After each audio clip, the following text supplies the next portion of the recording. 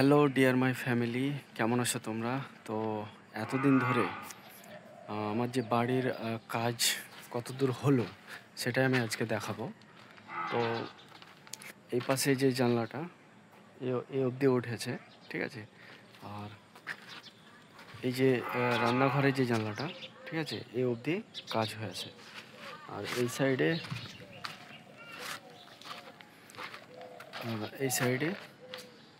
এই রুমের এই দুই পাশের জানলা, এই পাশের জানলা প্লাস এই পাশের জানলা লেভেল উঠেছে। এরপরে ভাড়া বেঁধে কাজ হবে। আর আরেকটা আমি এই সাইডে আরেকটা গেট রেখেছি